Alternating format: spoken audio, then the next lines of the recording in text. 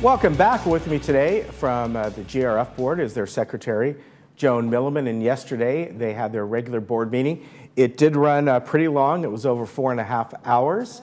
So we will replay that on Thursday at 1:30, and I'd like to remind you folks that will mean that our rebroadcast of this day, which is normally on tomorrow, that is, on 5 o'clock, it'll come up a little bit later, probably a little after 6 o'clock. So welcome. Nice to have you here today. It's nice to be here. So you got the whole meeting, did you? We got the whole meeting. Yes. 9:30 till 2, then lunch. Yes. Well, I'll just share with you the things that we did. We had a lot of resolutions to pass, and we passed all of those, and then we are anticipating 4 more for next time. Okay. So if you just let me go, is that what you usually do? Whatever you'd like to do. Yes. Okay. I know Robert's rules when you're on, we kind of banter back and forth, but I'll let you kind of hit a few highlights there. If you dare banter back and forth, we'll never get through this list. Okay. First, we awarded a contract for gate security at the RV Lot B and the Maintenance Service Center to California Gate System in the amount of $174,766. Then we approved the amendment to the current GRF wedding policy, and the change is that the resident rate is applicable to weddings and or wedding receptions for residents only, but the exception rate will apply to weddings and wedding receptions reserved by a resident on behalf of a non-resident. However, those non-residents can be only siblings, children, parents, or grandparents. In other words, no friends or distant relatives. The third thing we did was authorize the Recreation and Special Events Department to add the open space area adjacent to Clubhouse 2 to the rental agreement for the Clubhouse's main lounge. They already have the loggia, and now they're going to include that open space. But that doesn't mean that you can't go to the open space and read a book or have a cup of coffee anytime it's not rented. Okay. It's still an open And that was a space. little confusing for some people going, do they automatically get this, don't they? And I could see how it was, yeah. But it's to solve a parking problem with the city primarily, and also to minimize any conflict with groups that want to use both spaces. So have fun. The next thing, number 4, we authorized Gate 11 now to be added to the current scope of work for the Gatehouse renovation program, and a supplemental appropriation in a total of $190,000 was accepted.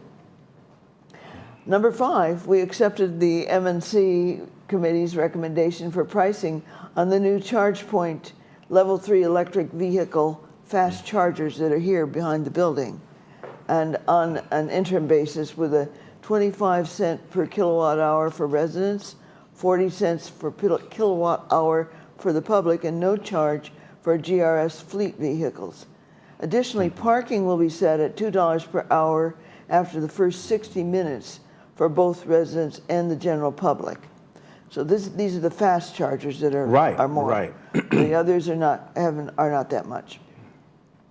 Number 6, we approved M&C's recommendation to enter into a 1-year service agreement with Melrock Energy for energy management of the community center building.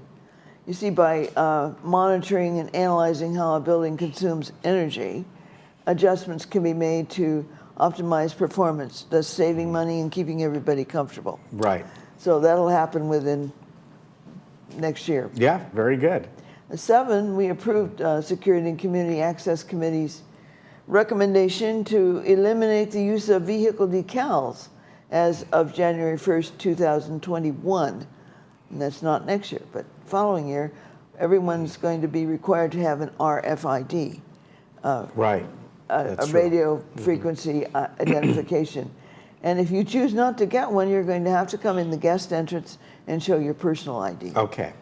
So it's still possible to get in, but a little more difficult. It's a little more difficult. Next, we approved the GRF investment policy revisions and directed Sageview to transition to an index fund portfolio. Number 9, we approved the formation of an ad hoc purchasing committee under the GRF Finance Committee. An ad hoc committee has a task, and when they're done, they are done.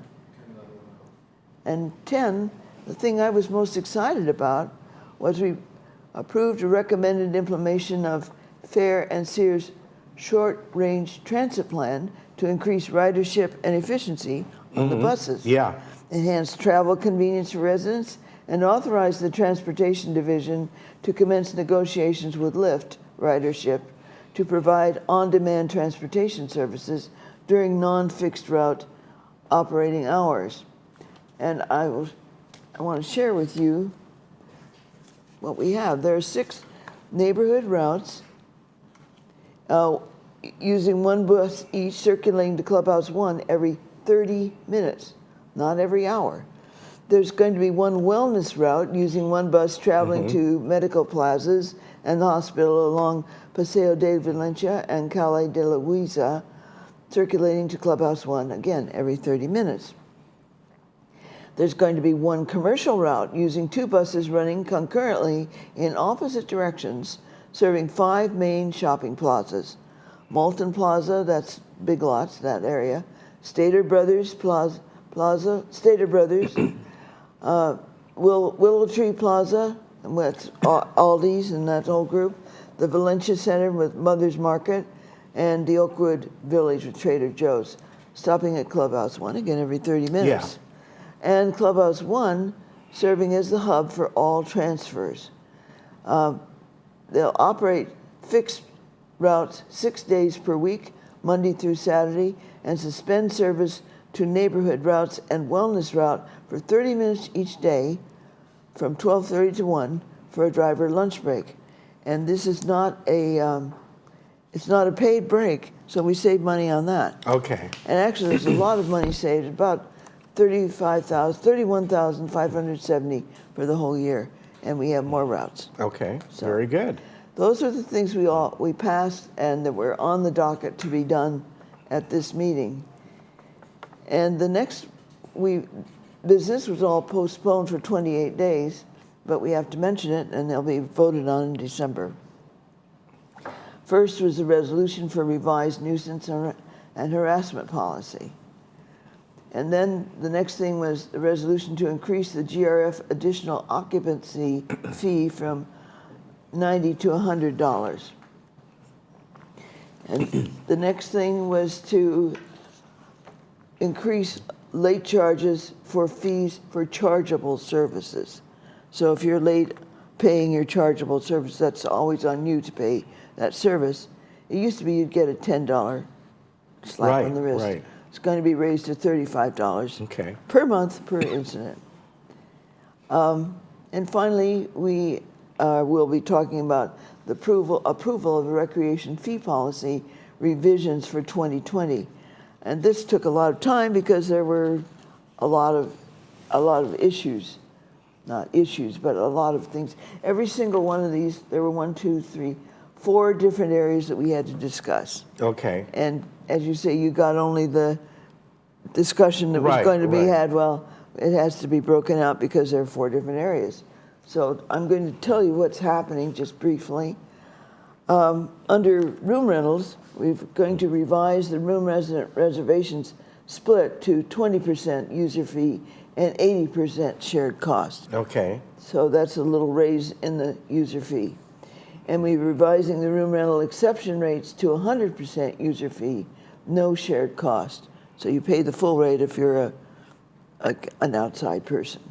And finally, we're going to require a 4-hour minimum rentals for reservation exception rates for large ballrooms and main lounges. So that's 100%. Okay. Expensive. We had several things for the Equestrian Center. We increased the trail rides fee to a 50-50 split between user fees and shared cost. Increased private lesson fee, again, to 50-50 split between user fees and shared costs. Added 10% administrative fee to all options listed on a stable feed menu. Discontinue horse transportation services at the Equestrian Center. However, they will allow veterinary transportation services, emergency veterinarian transportation services at the member's cost. And finally, horse trailer storage fees will be 50% of the RV lot rental fees. I think that was okay. It.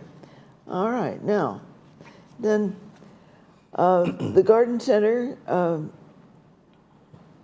will follow the existing policy for the garden center garden and shade plots using this same 32/68 percentage split between user fees and shared costs for the tree plots. So the tree plots weren't the same as the others, and now they are. Then finally, they're going to increase the bridge room guest fee $1 from $4 to $5. Okay. And that's pretty much the morning. All right. The day, practically. So it was a long day, and there was a lot to do. There was. All right. I appreciate you coming on today and giving us a wrap-up. Oh, my pleasure. Thank you very much. And we'll see you again soon. Yeah, I'll see you tomorrow. Yeah, exactly. All right. We'll be right back.